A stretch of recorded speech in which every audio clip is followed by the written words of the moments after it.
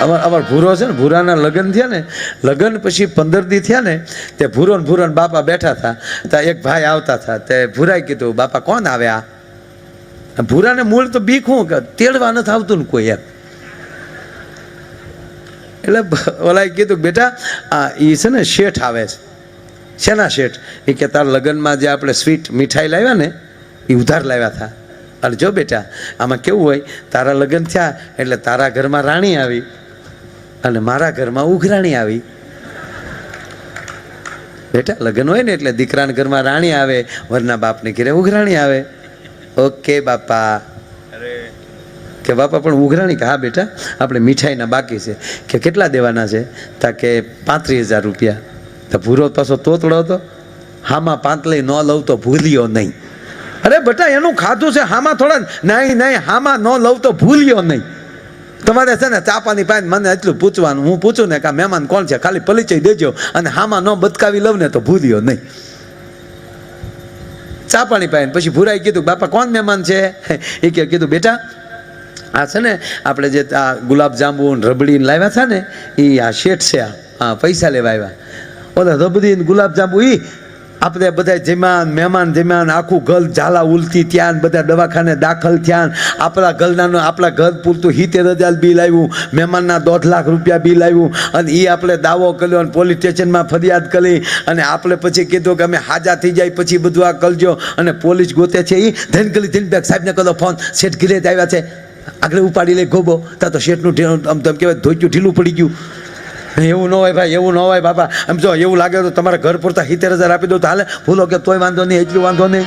આવ્યો તો 35,000 રૂપિયા દેવાને 70,000 હામાં દઈને ગયો. બોલો આ બુદ્ધિ છે, બુદ્ધિ છેતરી શકાય. એટલે કીધું કામે ક્યાં ના કહીશે જો કરવું હોય તો, અને બુદ્ધિએ ક્યાં ના કહીશે તમારે અનુસરવું હોય તો. હામાં પાણી હાથી બુડે અને માછલા તરે, હવે તણખલા બનો જગતમાં તરવું હોય તો. અને વાત હકીકત છે સાહેબો. ઘણા માણસો વાત એ કરતો હતો, મૂળ વાત કહીને મારે કે કોઈ એવા માણસો વાત ત્યાં હાલતી હતી કે કોઈ જે શ્રદ્ધામાં ન માનતા હોય, ભગવાનને ન માનતા હોય, એને ખુલ્લું કહેજો. 15 મિનિટના પ્રસંગ મને બહુ ગમે છે સાહેબ. વચ્ચે કાંઈ ઘડી કોઈ આપતા નહીં, કાંઈ આ ફાળો બધો બોલાઈ ગયો છે, પણ વચ્ચે કોઈ ઘડી કાંઈક પ્રસંગ 15 જ મિનિટ નહીં થવા દો, લગભગ 5 મિનિટ. પણ કારણ કે નીકળી ગયેલો છે વાત એટલે કહું. કોઈ એવા માણસો કહેતા હોય કે અમે ભગવાનને નથી માં, અને તમે સાંભળી લેજો ભાઈ, અમુક તો બોલે જેની સામું જોવું નહીં. ગામ હોય, પરિવાર હોય, તમે ગમે એટલું સારું જીવતા હશો, ગમે એ હશો અને ગમે એવડા હશો, પછી સમાજ હોય, પરિવાર હોય, એ તમારી એક ભૂલની રાહ જ બેઠા હશે ભલામણ. અને એમાં આ મીડિયા થતા મારા યુવાન મિત્રોને કહું, તમારા મોબાઈલમાં કોઈનું ખરાબ વસ્તુ મોકલે ને એને આગળ ન મોકલતા. તમે કચરો વેચવાનો ધંધો બંધ કરો, ગુણ વેચો ને ભલામણ. કાંઈક સારી વાતો હોય એ બીજાને આપો ને. તમારા બેટરીના ચાર્જિંગ એટલી માટે કરો છો કે કોકનું ખરાબ મોકલેલું તમે બીજાને મોકલો એમ નહીં. અટકાવી ગયો અમુક વાતો, બરોબર સદુપયોગ કરો. હાથી ગામમાં આવે એટલે દરેકની ડેલીઓ, દરેક ખડકીઓ ખુલ્લી હોય, અને આપણી માતાઓ નાના નાના છોકરાને લઈને ઊભી હોય કે જો ગણપતિ બાપા આવ્યા, પગે લાગો બેટા. એ બધા છોકરા ભાવથી પગે લાગતા હોય. કોઈ વળી ફળ આપે, કોઈ વળી લાડુ આપે. પણ જેવો ગામમાં હાથી આવે ને, બાકી ગામના કૂતરાના કોઈ દી હપ ન હોય. આ હેરીનો કૂતરો કોઈ દી ઓલી હેરીમાં ન ગયો હોય, ઓલો કૂતરો હામો જ થયો હોય. પણ જેવો હાથી આવશે ને તો મારા કૂતરા એક થઈ જાય. બોલો હા હા, કૂતરામાં હપ થઈ જાય ને કૂતરા હાથીને ભહે. એ કૂતરાને તમે પૂછો કે મિસ્ટર ડાઘેશ અને કુમારિકા ગલી, તમે આ હેરીના ઓલી હેરીમાં ન જાઓ, આ વાડીનો કૂતરો ઓલી વાડીમાં ન જાય, આજ તમે એક થઈ ગયા. શું કામ? એ કે ઓલું કાંઈક આવ્યું નહીં, એને ઓળખો. અમારે નાચે નેડો નહીં. તો હું કામ ભોહો છો કે જે ગામ અમને દંડા મારે અને આ આજ જ આવ્યું એને પગે લાગે, એ અમારથી જોવાતું નથી ને, એટલે ભહી છે ભલા માણા. એટલે એ એટલે ભણતા હોય કે આ અમને. તમારે તો કુતેશ જ રહેવું છે. હે? અને એમાંય જો ગુણ આવે તો કૂતરા નથી પૂંજાણા એમ ન માનતા હો. આવો અમારે સેંજળમાં ધાનસ્વામી બાપાની બાજુમાં ગલારામ પૂંજાય, કૂતરો પૂંજાય સાહેબ. કોઈનું માથું દુખતું હોય અને તમે ખાલી એની માનતા નાળિયેરની વધેરો ને અહીંયા દહેલી નાળિયેર વધેરો ને સાહેબ માથા ઉતરી જાય. આ શ્રદ્ધાવું છે. કૂતરા નથી પૂંજાય. અમારો લાખા વણજારાનો કૂતરો પૂંજાય છે. પણ એ જે છે એ કાયદેસર બને એટલે પૂંજાય. વાત એટલી કે હું એટલું કહેતો હતો કે એ માણસ એને કહેજો કે તમે ભગવાનને ન માનો તો તમને મોજ આવે એટલી ભગવાનને ગાળું દેજો. ભગવાન તમારી હામુય નહીં જોવે. એ ક્યાં ગાળું દેવા વાળા હાટું ન આવ્યો હોય.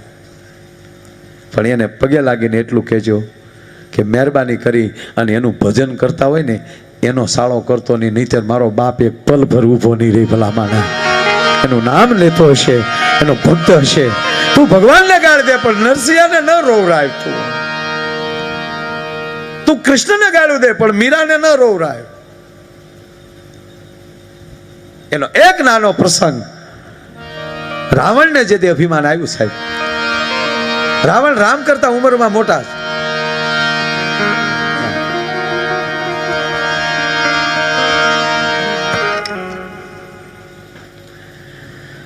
દાનાભાઈ પાંચાભાઈ કાગ બાલાસર સરપંચ વાહ, તેમના તરફથી 2501 રૂપિયા આવે છે. જોરદાર તાળીના ગળાથી વધાવો. આ લિસ્ટ પછી તમે જ વાંચી જજો, બહુ મોટું છે. એટલું બધું વાંચી તો બરાબર. અને આ કારણ કે એ આમાં આ લિસ્ટમાં છે ને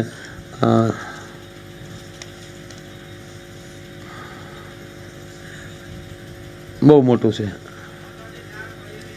હા, ખૂબ આપ્યા છે સરપંચે. બધાને તાળીઓથી વધાવો. રાપર બહુ ઝીણા અક્ષર છે એટલે હું કહું છું, મારથી નહીં ઉકલે. કારણ કે મારા 48મું હાલે, 42 પછી હું વાંચતો જ નથી. એટલે મને થોડુંક પછી વાંચી, પછી પહેલાં આ મારો પ્રસંગ પૂરો કરી લેવા ગયો. 5 મિનિટ પછી તમે વાંચી લેજો.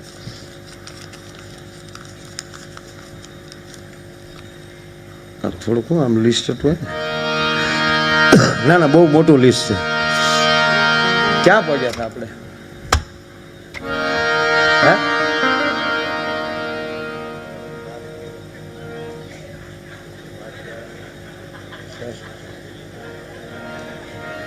પાણી લાય, બેહો ઘડી ગુબે અહીંયા સડાઈ લેવા.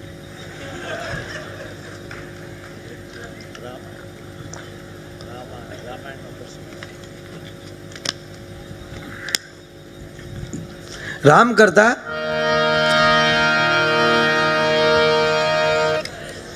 આલ્યો આલ્યો આલ્યો આલ્યો આ લિસ્ટ લેતા જાઓ. 2 મિનિટ ઉભા રહ્યો.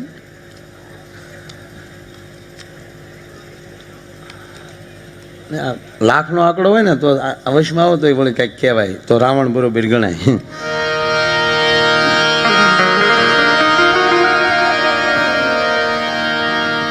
સોરી,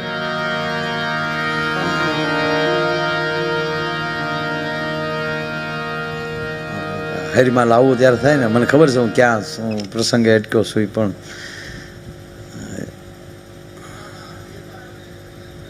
હે,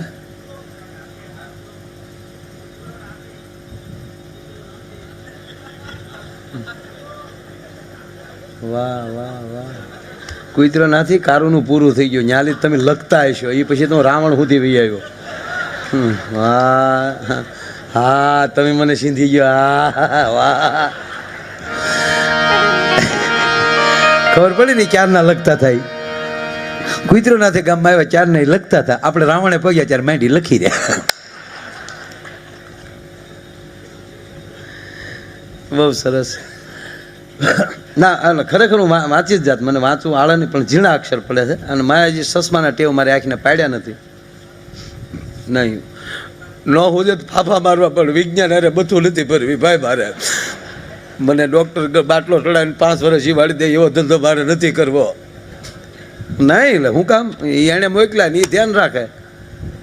મારા આમ છોકરાના લગ્નમાં જોયું બધા કહેવા મળ્યા કે તમે આમ થોડોક આમ બધી પરિસ્થિતિ એવી હતી, કુટુંબમાં એકાદું મરણ થયું ને બધું ભેગું થયું. કુટુંબ કે નહીં, આપણે પ્રસંગ તો ફટાકડા ફોડવાનું બંધ રાખવાનું થતું નથી, કારણ કે રસોઈ 14,000 માણસની. પછી ટેન્શન તો થાય ને આપણને. એટલે તમે ડૉક્ટરો પાછા બધા મિત્રો બધા તે મારું તરત ત્યાં આવીને બ્લડ લઈ ગયા ને લેબોરેટરીમાં નાખ્યું.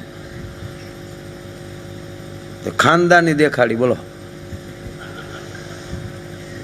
Diabetes 420 direct.